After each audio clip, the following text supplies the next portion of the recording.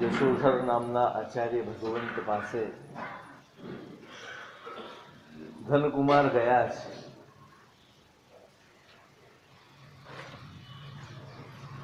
જે સામગ્રી પ્રાપ્ત થઈ છે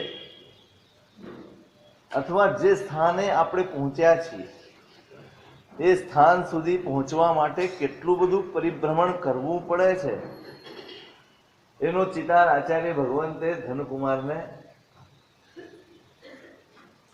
પુરુષાર્થ કરવાનો, ધર્મ માર્ગે પુરુષાર્થ કરવાનો મન થાય ત્યાં સુધીની યાત્રા કેટલી લાંબી છે. સ્થાવર જીવો, જંગમ જીવો, સ્થાવરમાંથી બહાર નીકળો ત્યારે જંગમપણું પ્રાપ્ત થાય અને બહાર નીકળવામાં અસંખ્ય અને અનંત ઉત્સર્પિણી અવસર્પિણી નીકળી જાય. પૃથ્વી કાયમાં, અપકાયમાં, તેવકાયમાં, વાયુકાય, વનસ્પતિકાય, આ બધી જ ગતિઓમાં. અને કીર્તિભાઈ બધું કરી આવ્યા છે. એમને અહીં સુધી નથી પહોંચ્યા આપણે. ઘણું પરિભ્રમણ ને ઘણા કષ્ટો, ઘણા દુઃખો, અકલ્પ્ય દુઃખો સહન કર્યા છે. ક્યારેક ત્રાસ્યા આવીશું ને, અંદરથી ત્રાસ્યા આવીશું ને, ક્યારેક ધર્મ કર્યો હશે અને માટે આજે અહીં બેઠા છે. આજે એ બધું ભૂલાઈ ગયું ને એટલે વળી ધર્મથી આપણે આઘાત દૂર થઈ ગયા. થોડું સુખ મળે ને ધર્મ ભૂલાય, થોડું પુણ્ય મળે ધર્મ ભૂલાય. અનુકૂળતા, સગવડતા આવી, અનુકૂળતા હોય અને ધર્મનું સ્મરણ હોય તો સમજવું કે નજીકમાં કલ્યાણ થવાનું. અનુકૂળતા એ ધર્મ ભૂલાય ને તો સમજવાનું કે આ અનુકૂળતા દુર્ગતિમાં લઈ જવા માટે આવી છે. જે પુણ્ય આપણો હાથ પકડ્યો છે એ પુણ્ય દુર્ગતિ તરફ દોરી જશે કે સદગતિ તરફ દોરી જશે એનો અંદાજ કાઢી લેવાય. ધર્મથી વિમુખ કરે એવું પુણ્ય દુર્ગતિ તરફ લઈ જાય.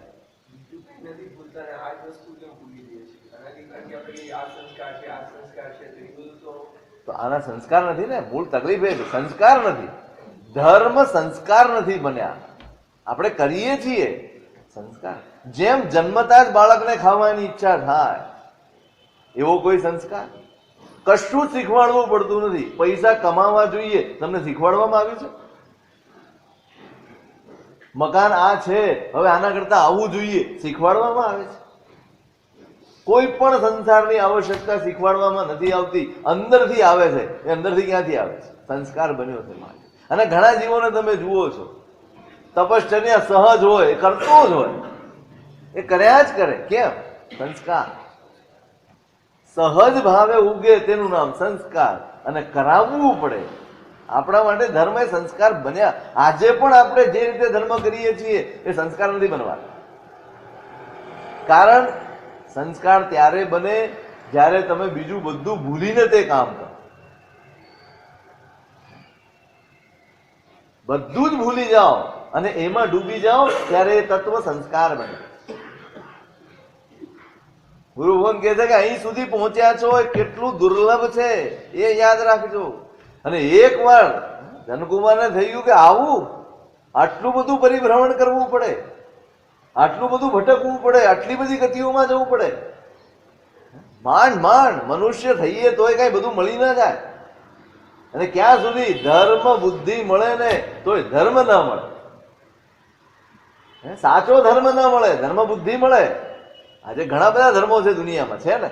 બધા પાસે ધર્મ બુદ્ધિ છે, બધા પોતાની રીતે ધર્મ કરે છે, પણ સાચો ધર્મ એમાંથી વળી ભટકતા સાચા ધર્મ સુધી આવે તો વળી શ્રદ્ધા ખોટી પડે. શ્રદ્ધા સુધી પહોંચે તો પુરુષાર્થ ના આવે. અને પુરુષાર્થ સુધી આવે કે મારે કરવું છે અને પછી જો ચૂકી જાય તો આ ફરી વાર યાત્રા કરવી પડે. મંજૂર છે આ યાત્રા ફરી વાર કરવી પડે. બહુ જ અઘરી યાત્રા છે. હો માંડ પહોંચ્યા છીએ અહીંયા સુધી, માંડ પહોંચ્યા. ફરી વાર જયારે અહીંથી છટકશે ને, તમને ખબર છે તમે પતંગ ઉડાડતા હો અને ધ્યાન ન રહે અને જો દોરી કપાયેલી હોય, તમે એમ કે જવા દો ને, જો છૂટી ગઈ હાથમાંથી પછી પકડી શકો? પછી એની પાછળ દોડાય નહીં, કાંઈ નહીં, પછી જોયા કરવાનું, ગયું ચાલ્યું જાય એમ આ હાથમાંથી સરી પડશે. પછી ફરી આ જ પરિભ્રમણ, 84 ના ચક્કર, અને વળી પાછા માંડ માંડ. ધનકુમારને થયું કે ભાઈ આ કરવા જેવું હવે અવસર ચૂકવા જેવો અવસર બેર બેર નહીં આવે. જ્યું જાણે ત્યું કરલે જન્મ જન્મ સુખ પાવ. કોની ભલાઈ કરવાની? પોતાની ભલાઈ. આપણે માની બીજાની ભલાઈ કરી લો, ફરી વાર અવસર નહીં આવે. નહીં, પોતાની જાતની ભલાઈ કરવાનો અવસર છે આ. મારું પોતાનું ભલું કરવાનું. ધનકુમારે કહી દીધું, સાહેબ અનુગ્રહ કર્યો, આપે આદેશ કરીને અનુગ્રહ કર્યો. હમણાં મારા માતા પિતા પાસે જાઉં અને એમની રજા લઈને અંદર સંવેગ ઉછાળા મારે, અંદર નિર્વેદ ઉછાળા મારે છે. બસ એક ક્ષણ આવી રહી છે એમ. શું ઉછાળા મારે? જોઉં, મા બાપને પૂછી જોઉં શું કે છે, પછી સાહેબ નક્કી કરશું. ધર્મની વાત આવે ને ત્યારે આપણે આ જ કરતા હોઈએ. ભાઈ આ લાભ લેવા જેવો સાહેબ જોઈએ, ઘરે જઈ છોકરાને પૂછવું પડે, ઘરવાળાને પૂછવું પડે, આ બધું કરવું પડે. પછી શું કે છે એ પ્રમાણે વિચાર.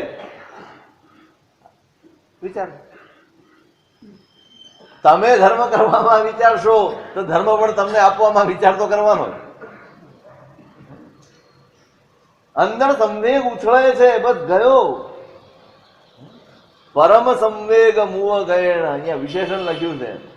પરમ સંવેગ થી ભાવિત મન છે. આત્માનો પ્રદેશે પ્રદેશ સંવેગ થી ભાવિત છે, નીકળી જવું. અને માતા પિતા પાસે ગયો અને બનેલી આખી વાત માતા પિતાને કરી કે ગુરુ ભગવંતે આવું સમજાવ્યું છે. જો તમારા હૃદયની ઊંડાણમાંથી જે વાત આવશે ને એ જ અસર કરશે. કઈ વાત અસર કરશે? અંદર ઊંડાણમાં જે ભાવ પડ્યો છે ને એ જ સામાન્ય સ્પર્શ છે. તમે અંદર કપટ રાખો અને મીઠું મીઠું બોલશો ને તો પકડાઈ જવાનું. પકડી લો છો ને બીજાને કે આ ઉપરથી જ મીઠું બોલે છે, બાકી અંદર મુંહ મે રામ.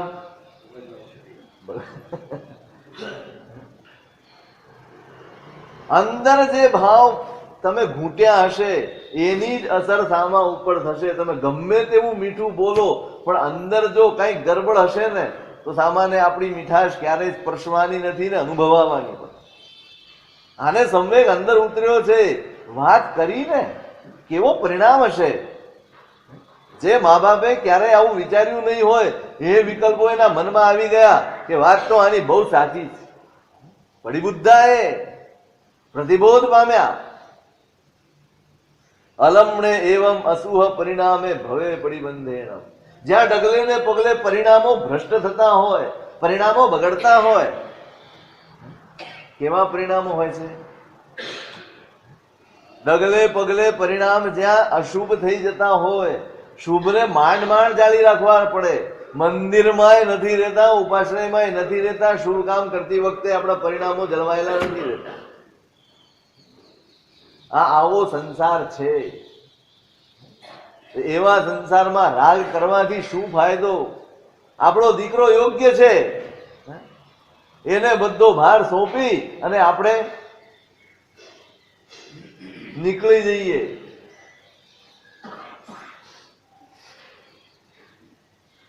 ધનકુમારને કહે છે કે દીકરા તારી વાત બહુ સાચી છે, ખરેખર જ આ સંસાર છોડવા જેવો છે. એક કામ કર, આ જેટલું પણ આપણું ફેલાયેલું છે, જે સાધન સામગ્રી છે, જે ધન સંપત્તિ છે, જે વ્યવહાર છે, બધા જ તું સંભાળી લે. અને અમે મહાપુરુષોએ જે ધર્મનું આચરણ કર્યું એ સંયમ અમે સ્વીકારી. જો પેલો રજા લેવા આવ્યો, પેલો રજા લેવા આવ્યો છે. આ કહે છે કે તું રે ને અમે નીકળી જઈએ. ધનકુમાર કહે છે કે આપની વાત બહુ સાચી છે. જેને હૃદયમાં ભાવ જાગી ગયો એને નીકળવું જ જોઈએ.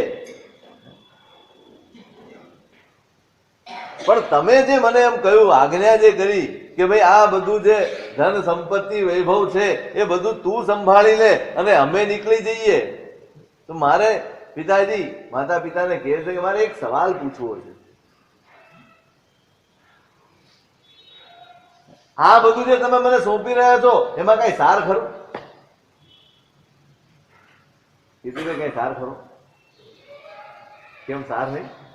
આવું મજાનું ઘર મળે, મજાનું ખાવા પીવાનું મળે, મજાનો પરિવાર મળે, આટલી બધી સગવડ મળે, કઈ સાર જ નહીં આમાં? નહીં સાર નહીં તો કેમ છૂટ્યું નહીં? જો સાર નહીં તો છૂટ્યું કેમ નહીં?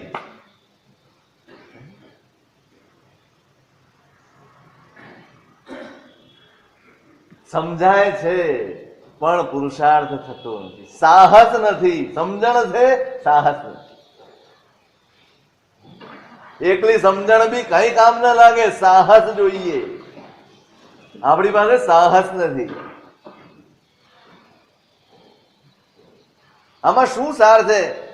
કેમ સમર્થમિણમ મચ્ચુણો રખ્યો? તમે આટલી બધી સંપત્તિ આપશો એ મને મૃત્યુથી બચાવી લેશે? આ સવાલ પૂછે છે પેલો માતા પિતા. તમે જે સોંપીને જઈ રહ્યા છો એ શું મને મૃત્યુથી બચાવી લેશે? અથવા આ બધો વૈભવ કે આ બધું પુણ્ય મને જન્મ અને ઘડપણ આ બધાના વિકારોથી બચાવી લેશે ખરું?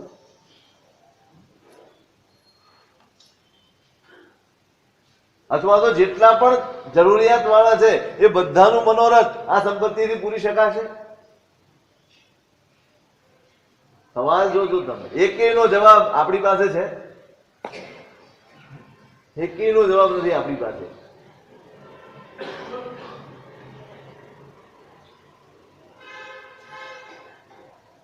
અને જો મારું ભાગ્ય નબળું પડશે તો આ બધી સંપત્તિ મને છોડીને નહીં ચાલી જાય એની ગેરંટી ખરી? ભાગ્ય નબળું પડશે ત્યારે આ સંપત્તિ મને છોડી નહીં જાય? અથવા તો પરલોકમાં આ પૈસો મને કોઈ લાભ કરાવી આપશે? નહીં ભૈયા, અહીંયા લાભ કરાવે, ઉપાશ્રયમાં આવે, ભાઈ આ પૈસા વાળો છે ને આગળ બોલાવો, એવું ત્યાં થવાનું? ભાઈ આ કરોડપતિ બાપનો દીકરો છે, ભાઈ એને પેલા દેવલોકમાં મોકલો, એને ઊંચા દેવલોકમાં મોકલો, એવી કોઈ વ્યવસ્થા ખરી? પૈસાથી વ્યવસ્થા એ આપણી ગોઠવેલી અહીંની વ્યવસ્થા છે. પરલોકમાં કોઈ વ્યવસ્થા નથી. પેલો પૂછે પરલોકમાં કઈ ગુણ થશે, કઈ લાભ થશે આ બધા પૈસાથી? શું કે માતા પિતા શેઠીના ભણિયામ વચ્ચે નથી એમ. તું જે પૂછે છે એમાંનું કાંઈ થઈ શકે એવું નથી.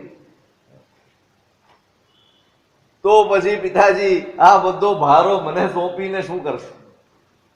આ બધો ભાર મારા માથે નાખી અને તમે વળી મોજ મજા આનંદથી તમે સંયમનો માર્ગ અનુસરો અને હું આ બધો ભાર ઉપાડીને અહીંયા ફરું?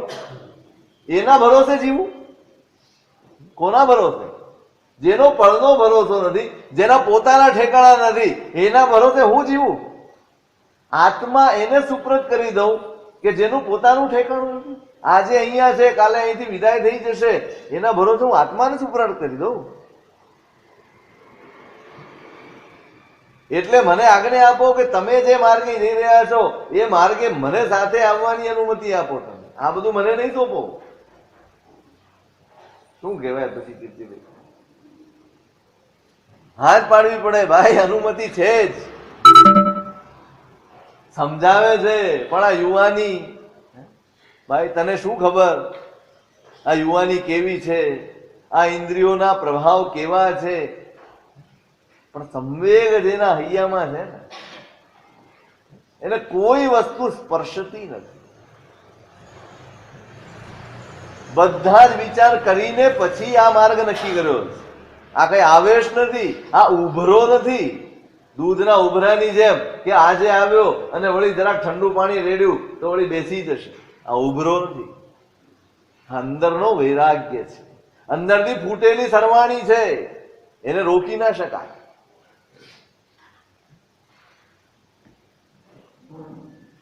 અનુમતિ લીધી, તૈયાર થયા બધા જ. દવા વિયમ ચ ઘોષણા પૂર્વયમ મહાદાનમ વર્ષિદાન આપ્યું. ઘોષણા પૂર્વક નીકળી રહ્યા છે. જેને જોઈએ જે જોઈએ લઈ જાઓ.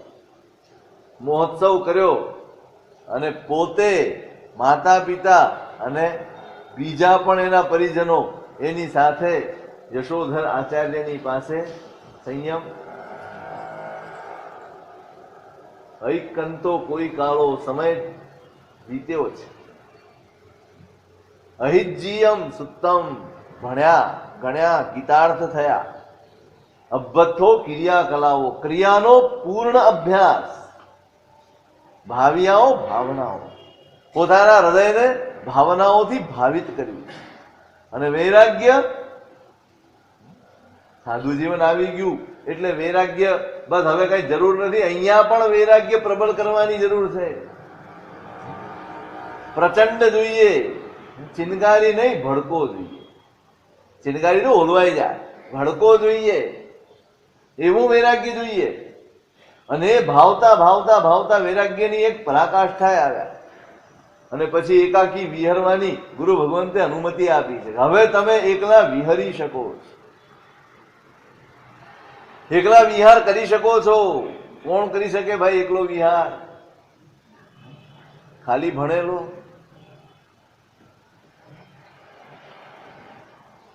વૈરાગ્ય નો અતિશય જેના હૃદયમાં આવ્યું હોય, ગીતાર્થતા તો જોઈએ જ, પણ ગીતાર્થતાની સાથે જ્ઞાનની સાથે વૈરાગ્ય જોઈએ. એકાકી વિહારની પ્રતિમાને અંગીકાર કરી અને એની મર્યાદામાં વિચરી રહ્યા. આ બાજુ પેલો નંદક યાદ છે ને, પેલી ધનશ્રીએ સમુદ્રમાં ધક્કો મારી દીધો છો આને. પેલા એ ઘણી તપાસ કરી દરિયામાં, પણ આ જડ્યો નહીં. પછી તો છેવટે માણસ એ માણસ. ધનશ્રી મળશે, પૈસો મળશે, બધું તૈયાર હતું. એના લોભથી આ પરિવારે એના ઉપર કરેલા બધા જ ઉપકાર ભૂલી ગયો નંદક. એક દુર્ગુણ પેશે અને સદગુણોનો તમે માંડ માંડ કેળવેલા સદગુણો હોય, પણ એક દુર્ગુણ પેશે ને એક સડેલી કેરી હોય, કેટલી કેરી બગાડે? આખો ટોપલો બગાડી દે. અને એક સાઈડથી સારી કેરી જાય તો સારા ટાંખા ટોપલાને સારું કરી શકે? સારા એ તો દૂર જ રહેવું પડે. સાહસ ન કરાય કે સાહેબ સારા છીએ તો આપણે ખાપકીએ. ક્યાંય નજીક જવાની જરૂર નથી. સારા માંડ માંડ મેળવાય છે, એને જતા વાર નથી લાગતી. એ કૌશાંબી નગરીમાં આવ્યો છે ધનશ્રીની સાથે. હવે પોતાના ગામે તો જવાય નહીં. કૌશાંબી નગરીમાં આવ્યો, પોતાનું નામ બદલી નાખ્યું, સમુદ્રદત્ત એવું નામ કરી નાખ્યું, અને આની સાથે ત્યાં ઘર રાખી અને રહે. અને આ ધનમુનિ ફરતા ફરતા વિહાર કરતા કરતા કૌશાંબીમાં આવે.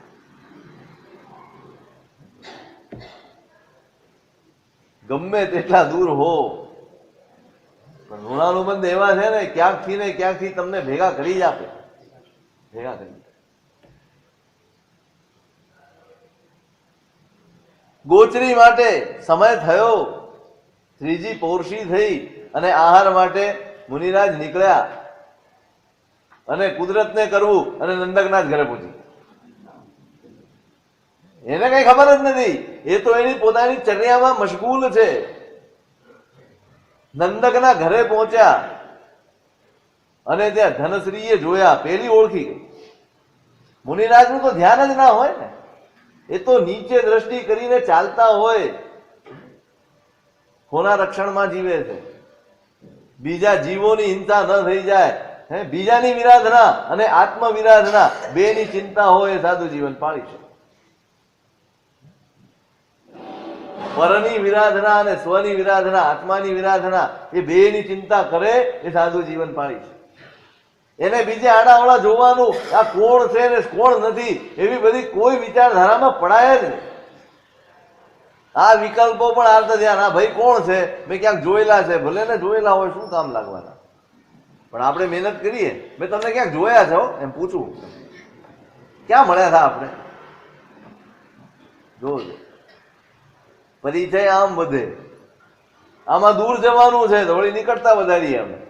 આ ફલાણો મારો ભગત, ઢીકણો મારો ભગત, એને તો મારા વગર ચાલે જ નહીં. શું વધાર્યું? સંયમ ઋણાનુબંધને તોડવા માટે છે, વધારવા માટે નથી. શેના માટે છે? તોય મારું તો હોય જ. વળી પાછી મનમાં ટેન્શન થાય, બીજા સાધુ મહારાજ આવે, આ ત્યાં જાય છે, બહુ બેસતો નથી ને, પાછો આનો ભગત મારો ભગત થઈને બીજાનું નથી. નબળાઈ ગમે ત્યાં છતી થાય, ગમે ત્યારે છતી થાય. વિચારે નહીં કોણ છે કોણ નથી, એ તો પોતાની અંદર હોય. આંખ ફરતી હોય, આંખ સાથે મન જોડાય ને ત્યારે જ ઓળખાણ તાજી થાય. આંખ સાથે મન ન જોડાય ને તો તમે નજર સામેથી નીકળી જાઓ. તમે એમ કહો કે મેં તમને જોયા થાય, પણ કે મારું તો ધ્યાન જ નહોતું. આંખ હતી, નજર હતી, અને છતાંય શું નહોતું? બસ મનને વાળી લેવું, એનું નામ સંયમ, એનું નામ ધર્મ. ધર્મ શું છે? મન વાળી લેવાનો પુરુષાર્થ એ ધર્મ છે. આંખો તો ખુલ્લી જ રહેવાની, કાનો ખુલ્લા જ રહેવાના, આપણે સાંભળવાના, આપણે જોવાના, આપણે બધું જ કરવાના. પણ મન જોડીએ છીએ એટલે સંસાર વધી જાય, મન નીકળી જાય એટલે સંસાર અટકી જાય. મુનિરાજનું મન તો આત્મા સાથે જોડાયેલું. પેલી ઓળખી ગઈ છે કે આ આવ્યા, વિચારે છે મનમાં, સાલાને દરિયામાં ધક્કો માર્યો તો મર્યો નહીં. આને દરિયામાં ધક્કો મારી દીધો તોય મર્યો નહીં. અહો મેં અહનયા. જોજો સંકલેશ કઈ કક્ષાનો હોઈ શકે છે એનું આ જીવતું ઉદાહરણ છે. હું કેવી અધન્ય છું, બોલો. પેલો મર્યો નહીં, એમાં પોતાની અધન્ય. બધું જ મળ્યું છે એને, પેલો આંખ સામેથી દૂરે થઈ ગયો છે, પણ નહીં. ફરી વાર આ જોવા મળ્યો ને એ જ મારી અધન્યતા. હવે આને નહીં છોડવા, મનમાં આવી ગયું. હવે આ વિચારે ચડેલી છે, અને ઘરમાં કઈ એવું હશે નહીં. એટલે મુનિરાજે જોયું, સમય થઈ ગયો. જેટલો સમય ઉભા રહી શકાય, મુનિરાજ ક્ષણ ઉભા રહ્યા, પાછા ફરી ગયા. એને પાછા ફરેલા જોયા ને એટલે વધુ દ્વેષ આવ્યો. લાગે છે કે આણે મને ઓળખી લીધી, નહીતર આટલી ઝડપથી પાછા કેમ જાય? કલ્પના. અડધા દુઃખો તો આપણી કલ્પના ના હોય. પેલો પેલાની સાથે વાત કરે છે અને મારી સામે જુએ છે, એટલે મને એમ થાય મારી જ વાત. દુઃખ કોઈ આપે એના કરતા પેલા આપણે તૈયાર હોઈએ છીએ દુઃખ સહન કરવા. દુઃખ ઉભા કરવા માટે આપણે તૈયાર હોઈએ છીએ. અડધા દુઃખ કલ્પના ના હોય છે. પેલાને ફોન કર્યો એનો મતલબ આ જ હોય, બીજું હોય જ નહીં. અને પણ ભાઈ એવું નથી, તો કે ના, આમ જ હોય, આ સિવાય હોય જ નહીં. દુઃખી થાય અને દુઃખી ગમે ને. તમે દુઃખી થવાનું છોડી દો ને તો બીજાને દુઃખી કરવાનું છૂટી જાય. પેલી એ કલ્પના કરી લીધી કે આણે મને નક્કી ઓળખી લીધી છે, એટલા માટે ત્યાં ઝડપથી અહીંથી બહાર નીકળી ગયા. એટલે તરત જે દાસી હતી ઘરમાં એને મોકલી જા, હા મહારાજ ક્યાં રહ્યા છે ને શોધી આવો, ક્યાં રહ્યા છે જો તપાસ કર, અને જઈને મને નિવેદન કર વળી ક્યાં રહ્યા છે મહારાજ. નોકર છે, જેવી આજ્ઞા. ગઈ પાછળ પાછળ પાછળ મહારાજ સાહેબની પાછળ ચાલી. મુનિરાજ તો એમના નિયત સમયે જ નીકળ્યા હતા અને નિયત સમયે જ પાછા પડે, એમાં કઈ ઉતાવળ હતી જ નહીં. આહાર યોગ્ય મળ્યો નહીં તે દિવસે, એટલે પાછા ફરી ગયા મહારાજ. નગરના જે દેવતા છે એનું જે દેવકુળ છે ત્યાં બાજુમાં ઉદ્યાન છે, ત્યાં પોતે રહ્યા. ત્યાં જઈ અને વળી પાછા પોતે પોતાની આરાધનામાં લાગી ગયા. કૌશક ધ્યાને ઉભા રહી ગયા. હવે આહાર નથી મળ્યો તો કઈ વિચાર કરવા ન બેસા, વળી સાધનામાં. અહીં તો આહાર લેવા જવું ને એ પણ આરાધના. શું છે? એ પણ સાધના છે. મળે તોય ન મળે તોય અહીંયા તો બધે એક જ લક્ષ્ય હોય, નિર્જરા. ખાવું તોય નિર્જરા માટે અને ઉપવાસ કરવો તોય નિર્જરા. આવીને પાછા પોતાના કૌશક ધ્યાને ઉભા રહી ગયા છે. તેની રાહ જોઈને બેઠી છે પેલી દાસી કે મહારાજ ક્યાંક વળી સાંજે વયા જાય, વિહાર કરી જાય તો, એટલે પાકી ખબર લઈને આવો, લઈ જવાની છે પાકી ખબર કે ક્યાં છે કેમ છે. છેલ્લો પ્રહર આવી ગયો દિવસનો, પછી જોયું કે હવે તો મહારાજ વિહાર કરે. જોયું કે આયોગ સર્ગમાં ઉભા છે. થોડોક સમય રહી અને પછી વળી પાછી ગઈ અને ધનશ્રીને કહ્યું કે ભાઈ આ ઉદ્યાનમાં પોતે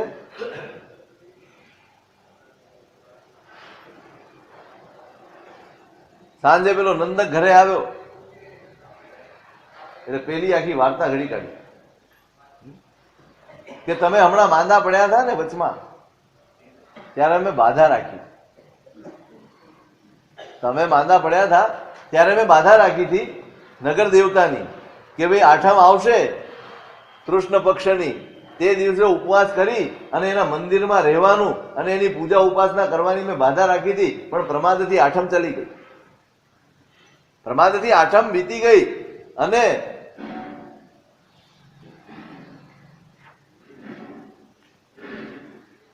મને નગર દેવતાએ સ્વપ્નમાં પ્રેરિત કરી કે ભાઈ તે આઠમની બાધા લીધી હતી તો કેમ નું આવી.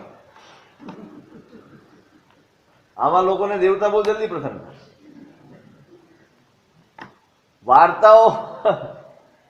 વાર્તા ઘડી કાઢવી એમાં દેવતા આવે ને બધું તીર્થંકર બી આવી જાય. અને સવારમાં શું થયું, હું ઊંઘતી હતી ને તમે તો કામે નીકળી ગયા, એટલે સવારે હું તમને કહી શકી નહીં કે આવું મને સ્વપ્ન આવ્યું છે. પણ અત્યારે તમે આવ્યા છો એટલે મારે ત્યાં જવું પડે એવું છે. આજે મેં ઉપવાસ કરી જ લીધો છે, આજે મેં ઉપવાસ કરી લીધો છે અને હું ત્યાં જઉં છું. મને પૂજા વગેરેની સામગ્રી લાવી આપો. સારું, સામગ્રી બીજું કઈ પૂછતો નથી. શું પૂછે હવે, પૂજા કરતા જ હોય છે બૈરાવ, પૂજા કરે. સામગ્રી લાવી આપી. બે કર્મચારીઓને નોકરોને સાથે લીધા અને પેલી દાસી એને તો સાથે લેવી પડે ને, જગ્યા ક્યાં ખબર છે. ગયા પોતે ઉદ્યાનમાં, મુનિરાજને જોયા. બધો સામાન સરંજામ પેલા દેવતાના સ્થાનક ઉપર મૂકી દીધો અને ત્યાં એક લાકડાનું ભરેલું ગાડું આવ્યું, નગરમાં જતું. બરાબર નસીબ જોગે ગાડાની ધરી ત્યાં તૂટી.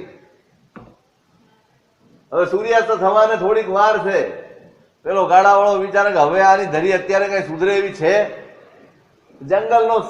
જંગલનું સ્થાન છે, અહીંથી કોઈ મારા લાકડા લઈ જવાનું છે નહીં. એક કામ કરું, અત્યારે તો હું નગરમાં જાઉં અને ત્યાંથી વળી પાછો કાલે આવી અને આ બધું સરખું કરીને લઈ જઈશ. ગાડું મૂકી વેતો. ધનશ્રીએ જોયું, બસ આ બરોબર થઈ ગયું. લાકડા સાધન મળી ગયા.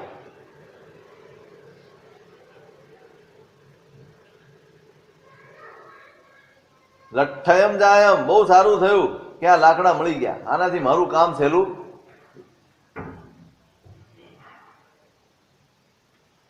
ચંડિકાના દેવાલયમાં ગયા, પૂજા કરી, બધાને જમાડી દીધા. બંને નોકરોને દાસીને બધાને જમાડ્યા ને બધા સુઈ ગયા. મોડી રાત થઈ અને પેલી ઊભી થઈ અને જ્યાં મહારાજ સાહેબ ઊભા હતા ત્યાં જઈને અન્નાણ કુહ મૂઢાએ વિરૈયાઈમ ભયવો સમીવમ્મી કઠ્ઠાઈમ, ગાળામાંથી લાકડા લઈ અને મહારાજની આજુબાજુ ગોઠવી નાખી. ન લખિયાઈમ જાણ જોય મુવ ગયણમ ભગવયા, મુનિરાજને કાંઈ ખબર નથી. બાજુમાં લાકડા ગોઠવાઈ રહ્યા છે, કશી જ ખબર નથી, કશી ધ્યાન જ નથી. બહારથી અંદરની યાત્રા એનું નામ સંયમ અને અંદરથી બહારની યાત્રા એનું નામ સંસાર. બહારની જેટલી યાત્રા એ બધો જ સંસાર, પણ અંદર તરફની યાત્રા એનું નામ. મુનિરાજ અંદર ચાલી રહ્યા. ક્યાં ચાલી રહ્યા? એમની યાત્રા ભીતરની છે, અંદરની છે. પોતાની સાથે જોડાઈ જઈએ ને એ મોક્ષ યાત્રાનો પહેલો પડાવ, પહેલું કદમ છે. પોતાની સાથે જોડાઈએ એ મોક્ષ યાત્રાનું પહેલું કદમ છે. મોક્ષે જો પહોંચાશે તો માત્ર ને માત્ર પોતાની સાથે. કોની સાથે? માત્ર પોતાની સાથે મોક્ષે જઈ શકાશે. બીજું કોઈ પણ જોડાયેલું હશે, બીજું કંઈ પણ જોડાયેલું હશે, ત્યાં સુધી મોક્ષ મળવાનું. ભગવાનનો રાગ પણ ગૌતમ સ્વામીને માટે મોક્ષનું બંધન બની ગયું, બાધક બની ગયું હતું. કોનો રાગ? સાક્ષાત તીર્થંકરનો રાગ, મહાવીર સ્વામી પ્રત્યેનો રાગ. ગૌતમ માટે શું હતું? આટલું પણ પર ન જોઈએ. બસ શું ન જોઈએ?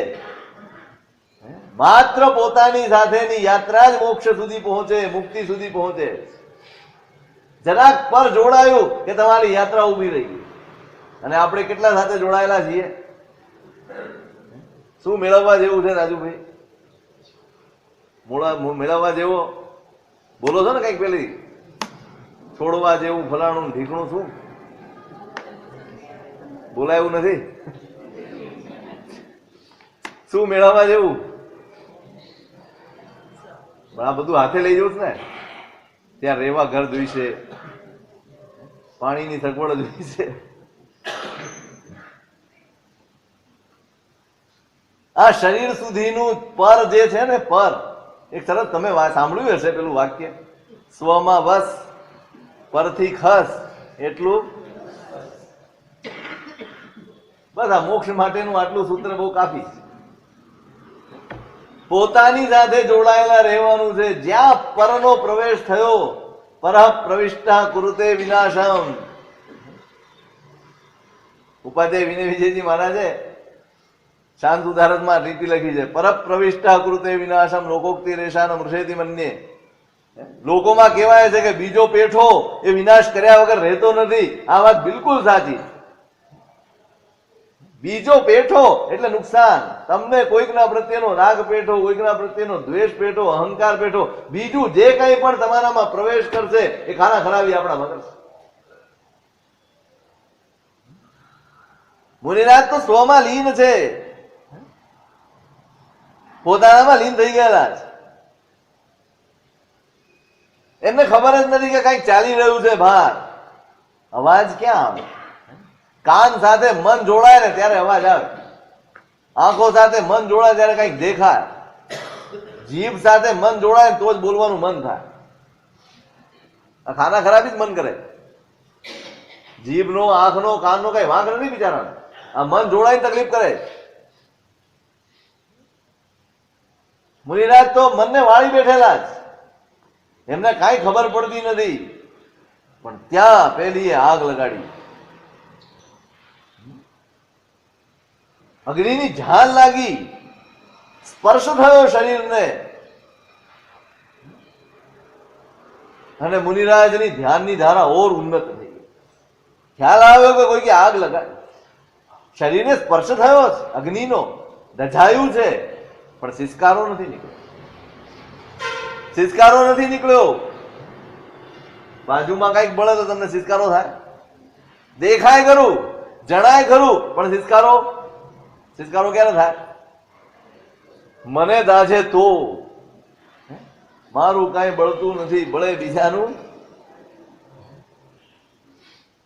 આ મારું ક્યાં છે તે બળે તે મારું છે, હું એના માટે રાડારાડ કરું, એના માટે ક્લેશ કરું. મુનિરાજ એ રીતે જોઈ રહ્યા છે કે બીજે ક્યાંક આગ લાગી છે ભાઈ. ધ્યાનની ધારા ઉન્નત થઈ, વિચારે છે, ચિંતૈય સો ભગવમ કાઉ સગમ્ય અચલીય સહાવો અણુયંપા ગયે ચિત્તો જલીય જલનમ્ય દજ્જંતો. આગથી દાજી રહ્યું છે શરીર, અને એ વખતે હૃદયમાં અનુકંપાનો ભાવ પેદા થાય. અચલીય સહાવો, મનમાં કોઈ ક્લેશ નથી કે કોણ છે. આંખ ખોલીને જોઈ લેવાનું પણ મન નથી. આંખ ખોલીને જોવા સુદ્ધાનું મન નથી કે કોણ છે. જોવું તો ખરો, નહીં, આંખ ખુલતી જ નથી. ઓર વધુ ઊંડાણમાં ઉતરી ગયા. ઈય ધન્ના સ્વપુરીધા જે નવરમણુત્તરમ ગયા મોક્ષમ જમ્માતે જીવાણમ ન કારણમ કંબ બંધસ્સ. એ મહાપુરુષો ધન્ય છે જે મોક્ષે ચાલ્યા ગયા અને કોઈના માટે પણ ક્યાંય પણ કર્મબંધના પોતે નિમિત્ત બનતા નથી. જોજો વિચારધારાની ઊંચાઈ જોજો તમે. એસો મોહ વસો કોઈ મમ પાવ્યુણ કુગઈએ વચ્ચી હી અહો કઠ્ઠમ કઠ્ઠમ બહુ દુઃખ બહુ રાય. અરે રે રે, મારા નિમિત્તે આ કોઈક અજાણ્યો જીવ છે બિચારો, જે અત્યંત દુઃખમય દુર્ગતિમાં જવાનું પ્રયોજન ઊભું કરી બેઠું છે, એમાં હું નિમિત્ત છું, એનું મને દુઃખ. કોઈક મારા નિમિત્તે કર્મ બાંધી રહ્યું છે, એનું મને દુઃખ છે. પરાકાષ્ઠા છે આ સમજાય, પરાકાષ્ઠા. અહમ એસ્ત નિમિત્તમ દુર્ગઈ ગમણે, હું આના દુર્ગતિમાં જવામાં હું નિમિત્ત બનવાનો છું. કારણ ભગવાને કહ્યું છે, નિમિત્ત વિરહેણ નવું હોય કજ્જ સિદ્ધિ. કોઈ નિમિત્ત વગર કામ થતું નથી, અને હું આના કર્મબંધમાં નિમિત્ત છું, એનું મને દુઃખ છે. સોએમી નદીય દેહમ એયમ સોએમી મોહ પ્રતંતમ જીણ વયણ બાહિરમયમ દુઃખ સમુદ્દમ્ય નિવડંતમ. આ શરીર બળી રહ્યું છે ને, એનું તો એક કલબહાર મને દુઃખ નથી. એક અંશમાં મને દુઃખ નથી થતું કે આ શરીર કેમ બળી રહ્યું. દુઃખ તો એ વાતનું થાય છે કે આ બિચારો કોઈક મોહ પરતંત્ર જીવ છે, જેને જીનેશ્વરની વાણી મળી નથી, અને દુઃખના દરિયામાં ડૂબવાની તૈયારી કરી રહ્યો છે આ જીવ, અને એના માટે મને દુઃખ. આને કરુણા કહે. પોતાને આવેલા દુઃખ વખતે પણ બીજાના દુઃખની ચિંતા થાય ને, એને કરુણા કહે. દયા આપણે કરી શકીએ, પણ કરુણા સુધી પહોંચવાનું આપણું ગજું નથી. આપણને તકલીફ પડે ત્યારે બીજાના બધા, અરે પેલાનું જે થવું થાય પેલા મારું મટાડો ને ભાઈ. આ પાણીનું ટેન્કર આવે ને તો શું થાય, બધા લાઈનમાં ઉભા રહે, વારા પડતી ન લે, મારી ડોલ પેલા. ત્યાં બીજાનો વિચાર ન આવે કે આ બિચારો ક્યારનો ઉભો છે, હું ઘૂસી જાઉં વચમાં. પોતાને તકલીફ હોય અને બીજાનો વિચાર ના આવે. મોહ વસયાણ અહવા કેત્ય મેત્તમ કિલિઠ્ઠ સત્તાણ એસો મોહ સહાવો ધીરત્તુ સંસાર વાસસ. અથવા તો જે ક્લેશ મય જેનું જીવન છે, જેનો આત્મા સંકલિષ્ટ છે અને મોહ અને વશ પડેલા છે, એવા જીવોને માટે આવા કૃત્યો કાંઈ બહુ માયનો રાખતા નથી, બહુ મહત્વના હોતા નથી. કરી શકે આ લોકો આવું. એસો મોહ સવાહો સહાવો. આ બિચારા જીવોનો આમાં શું વાંક, એ મોહનો સ્વભાવ જ એવો છે. સંસાર આવો જ છે. ધીરત્તુ સંસાર વાસસ. કોને ધિક્કાર? વ્યક્તિને નહીં, વ્યક્તિના કૃત્યને નહીં, ધિક્કાર સંસારને છે. કારણ વ્યક્તિમાં આ સ્થિતિ સુધી પહોંચાડવાની તાકાત માત્ર સંસારમાં. આટલા અધમ કૃત્ય સુધી પહોંચાડતું હોય તો સંસાર. યસો સુહ પરિણામો તિયે વિણી વાયો ભાવાય. શુભ પરિણામ પૂર્વક ત્યાં મુનિરાજ કાળ ધર્મ. શુભ પરિણામ પૂર્વક, બરાબર યાદ રાખ. મળતી વખતે બહારનું વાતાવરણ કેવું હતું ને એનું કોઈ મહત્વનું નથી, અંદરનું વાતાવરણ કેવું હતું એના ઉપર આપણું ભવિષ્ય અવલંબે છે. એના ઉપર અવલંબે છે. મરવાનું નક્કી છે, ચાલ્યા જ જવાનું છે. તે વખતે આપણી અંદરની જે પરિસ્થિતિ હશે ને એ જ કામ લાગશે. બહારનું ગમે તેવું સરસ હશે, દેખાતું હશે, તમને નવકાર સંભળાવાતા હશે, પણ જો અંદર તમારે નવકાર નહીં હોય તો એ સંભળાયેલા નવકાર કાંઈ કામ નહીં આવે. અંદરનું વાતાવરણ બનાવો. ધર્મ અંદરનું વાતાવરણ બનાવવા માટે કરવાનો. તેના માટે ધર્મ કરવાનો. આપણે ઘર શણગારવા માટે, ઘર સજાવવા માટે, બહારની પરિસ્થિતિઓ વ્યવસ્થિત કરવા માટે ધર્મ કરીએ છીએ. ખરેખર ધર્મ શેના માટે કરવા? શેના માટે? અને આપણે એની ચિંતા કરી જ નથી કે જેના ઉપર આપણો પરલોક સંભવે છે, આપણો પ્રભાવ જેના ઉપર અવલંબે છે, એ વસ્તુની આપણે ક્યારે ચિંતા જ કરી. એ પરિણામોની કેળવણી જ નથી કરી. આપ તમને એમ લાગે છેલ્લી ઘડી તમને કોઈ હાથમાં માળા આપી જશે, તમે ગણવા લાગશો? તમને કોઈ ચરવલો કટાશનો આપશે, તમે સામાયિક લઈ લેશો? જેનો અભ્યાસ નથી કર્યો, જેના વિશે ચિંતા જ નથી કરી, એ છેલ્લી ઘડી આવીને ઉભું રહી જશે. જે ગતિમાં જવાનું હશે ને લેશિયા લેવા આવશે. જે ગતિમાં જવાનું હશે લેશિયા લેવા આવશે. જો દુર્ગત તમે જુઓ ઘણાને અંદર સંકલેશ હોય મનમાં, ક્લેશ, અને એવા ક્લેશમાં જાય. કેમ? આયુષ્ય બાંધીને બેઠો પરલોકનું, દુર્ગતિનું. શુભ પરિણામમાં મુનિરાજ કાળ ધર્મ પામ્યા અને 15 સાગરો પમના આયુષ્ય વાળા શુક્ર કલ્પમાં પોતે દેવ, અને આ બાજુ પેલી ધનશ્રી આગ લગાડીને ગભરાયેલી પાછી આવી. બીક તો લાગે ને, કામ ખોટું કર્યું છે, ભલે રાતના અંધારામાં કરો, ગમે ત્યાં કરો, અંદર ભય હોવા. પાછી દેવાલયમાં આવી ગઈ. ત્યાં દેવાલયમાં પ્રવેશ કરે ત્યાં પેલી દાસી જોઈ ગઈ. પૂછે છે કે તમે અત્યારે ક્યાં? ના ના કાંઈ નહીં, આ તો મધ્યરાત્રિએ પ્રદક્ષિણા કરું. આવા લોકોને જવાબ બી તૈયાર હોય, અનુભવી લોકો. પ્રદક્ષિણા કરતી દાસી શું બીજું બોલ. હવે ઊંઘ ઉડી ગઈ છે ને, ત્યાં પેલી આગ લગાડેલી છે ને, એનો પ્રકાશ દેખાય. શું હશે? દાસીના મનમાં પ્રશ્ન થયો, શું હશે? કાંઈ નહીં, જે હોય તે. સુઈ ગઈ. સવાર પડી, દેવતાની પૂજા કરી, પેલા માણસોનું બહુમાન કર્યું, ઘર તરફ ચાલ્યા. હવે રસ્તો એ જ જ્યાં મુનિરાજ ઉભા થયા. બધાએ જોયું, અરે રે, પેલા નોકરોને એમ થયું આ કોણે કામ કર્યું? હા રે, કઈ ખબર નહીં કોણે કરી નાખ્યું હશે રાત્રે. પેલી ધનશ્રી બોલે છે, ખબર નહીં કોણે કર્યું હશે. પેલી દાસીના મનમાં વિકલ્પ પેદા થયો, મને આણે મોકલી થી ક્યાં મહારાજની ખબર લઈ જાઓ ક્યાં રહ્યા છે. વળી અડધી રાત્રે આ પૂજા કરવા માટે, અને અડધી રાત્રે પાછી ગયેલી ક્યાં. અને તે જ વખતે મેં પ્રકાશ જોયેલો. આગનો પ્રકાશ તો ઓળખાય ને, લાઈટનો ને આગનો પ્રકાશમાં તો ફરક પડે. ખબર નથી શું છે, પણ એક વાત નક્કી કે આને મને પાપમાં જોતરી લાગે છે. વિચારી શકે, બોલી તો શકે. ધનશ્રીના ઘરે પહોંચ્યા. આ તો નીકળી ગયા ને પેલો ગાડા વાળો આવ્યો, ગાડું ખાલી, અને અહીં જોયું કે મુનિરાજ અસ્થિ માત્ર શરીર રહેલું છે, બળીને ખાક થઈ ગયું છે. પેલાના મનમાં એમ થયું, અરે મારી આ કેવી ધન્યતા. કોઈક ક્લિષ્ટ પરિણામ વાળો જીવ છે જેને આ મહાપુરુષને ઉપસર્ગ કર્યો, અને એમાં અજાણતા હું નિમિત્ત બની ગયો, હું કારણ બની, હું સહાયક બની ગયો. મારું ગાડું પડ્યું હતું માટે એને બાળ્યા. હું અજાણતા કારણ બની ગયો, આમાં સહાયક બની ગયો. અરે દુર્ગતિમાં મોકલશે આ મને. મારે જઈને રાજાને નિવેદન કરવું જોઈએ.